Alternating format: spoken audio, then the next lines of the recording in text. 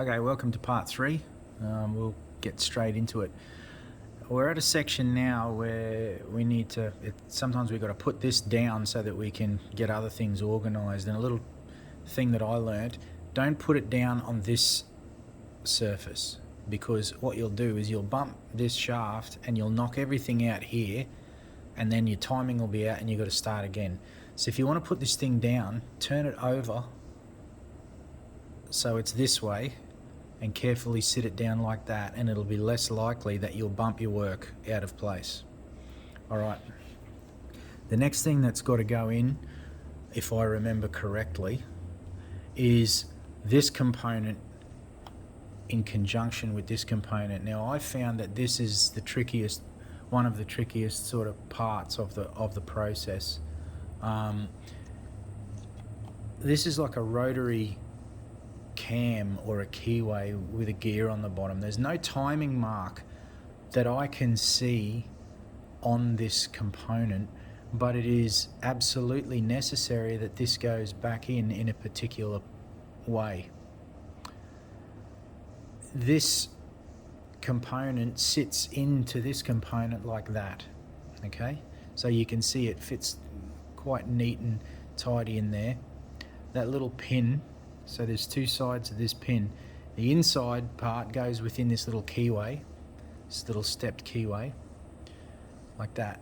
So as this turns, that keyway changes and its relationship changes, and this component here moves further out until it gets to the end of its travel and stops here. So you can see that as this turns, it affects the relationship, the distance between this component and this component, and that is actually what moves the cam stack in and out as you turn the knob. So this is a very important part, well, they're all important parts, none of them are really any less important than the other, but this is basically what makes the cam stack move in and out. So it's important that this is put in the correct way.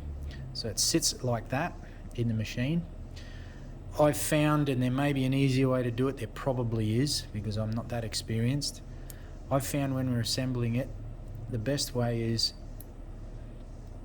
to have this at its furthest most point in that keyway. So the keyway is its furthest distance here than it is from the gears. See, around here, it's really close. It's right on top of it. And you would think, if you have it like this, that's nice and snug, that'll be easier for assembly. Well, I thought that as well, but I actually struggled more trying to assemble it this way than I did if I tried to assemble it in this position here. All right, so what happens is these stay together. This rides, if you can see in the housing here, there is a keyway, right? And that is what this component, that little external key here, that lug, it rides in this keyway, okay? So that's what helps keep it in position as it's moving in and out. It stays inside that little keyway like that. So what we have to do is we have to get this on this shaft in the correct position, whilst also holding this in the correct position, whoops,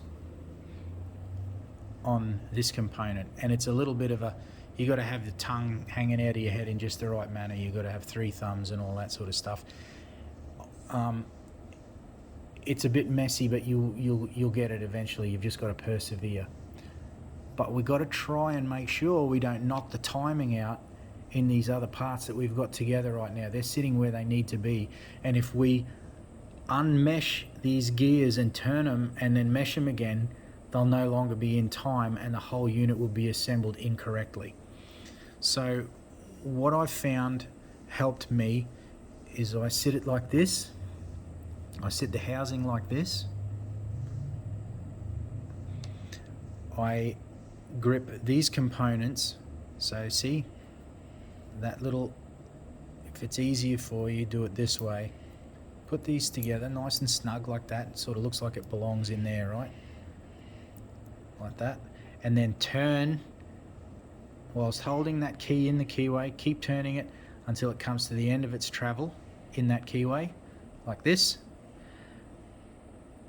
And then bring your finger in here and grip that with your thumb and hold it in there like that.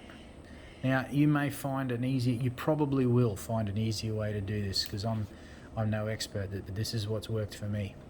I then come in and carefully, without bumping any of our previous work, I turn, see that little keyway? That's got to go down, that little key has to go down into that groove, which is a keyway. So I turn it, I place it in there so that I can see it's in the keyway, and then I very carefully advance it, hopefully, onto that shaft whilst holding it all in position.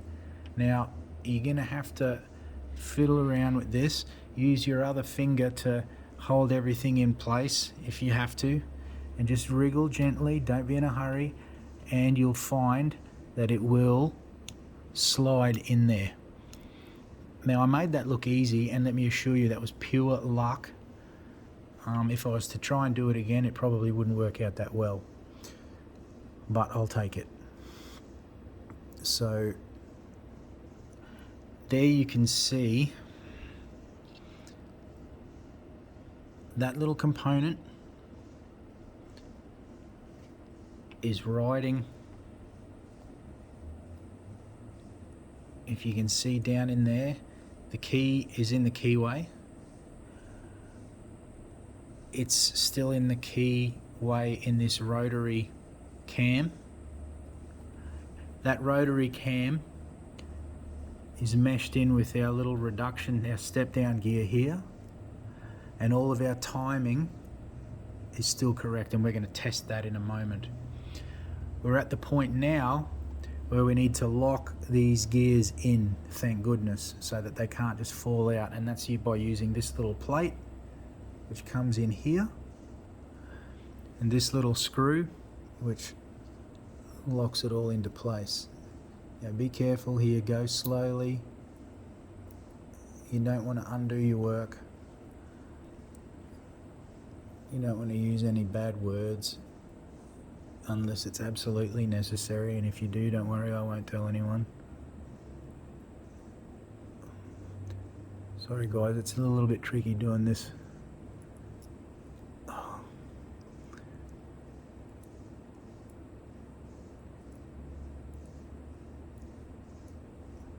Here we go, I think that's got that started.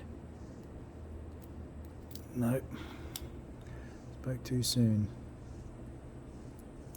I don't even know how to edit this stuff either, so here we go. Okay, I'm not going to not lock that down, I'm just going to... So now those gears are held in place.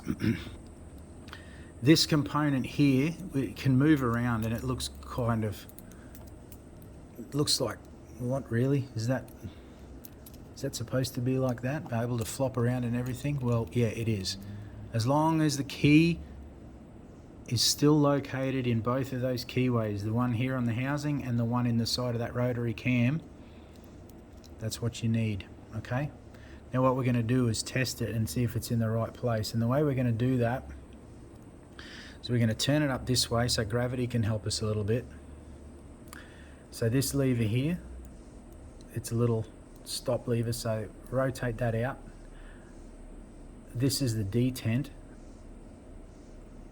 and we're going to use our thumb as the spring,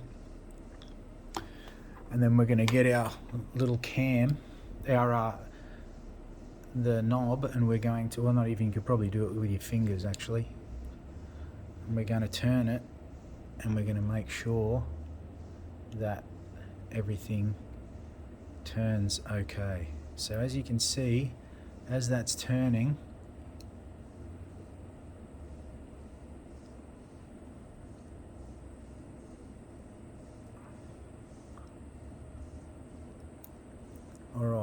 So this is a very important part of the process, because this is where you know whether or not you've assembled this thing correctly. So there's some things that you need to look for. This detent bar will be pushed out until it finds those little scallops in that shaft, and you'll turn it and it'll drop in like that. Okay, now when you turn this, this is the main shaft that the knob will eventually sit on. So if you can imagine, that's the face of the machine. This is the stitch selector unit. This is the stitch selector knob. Okay, I'll put this little pin in there now so that we can actually use the knob to test it.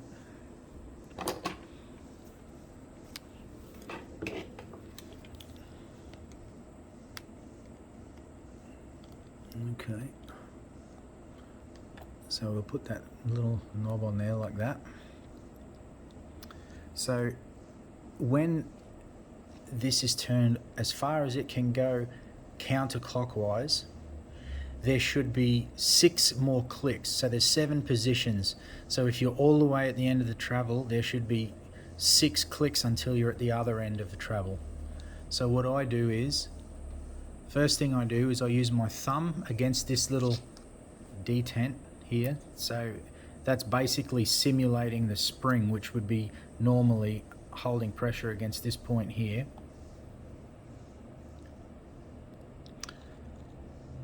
And then, so I keep my thumb on that gently, and I come here and then I start turning this clockwise and watching what's going on here. So you'll see that detent will push out, and then if you keep going, it'll click in. So that's 1.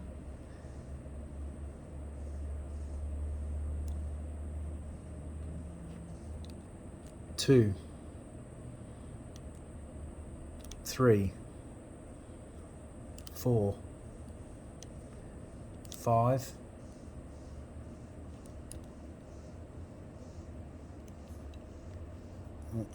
Sometimes you've got to fiddle around with things to. Now the reason this is jamming is because there's a tooth missing off that gear. This is the reason I pulled this thing apart. So I've got to fiddle a little bit here to get it to go past that broken tooth. If you've got good components in here, this won't happen to you. So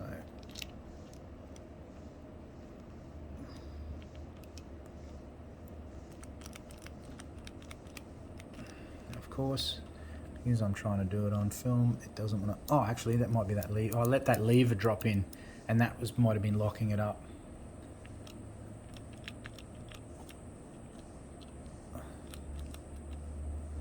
Or I've assembled it incorrectly. Let's go back and see if we can.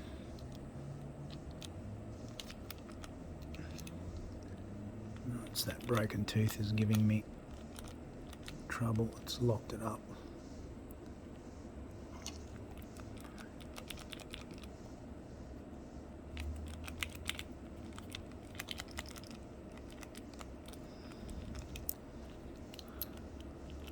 Alright folks, I'm gonna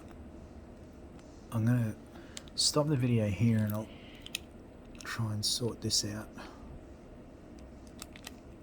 Alright, just give me a moment.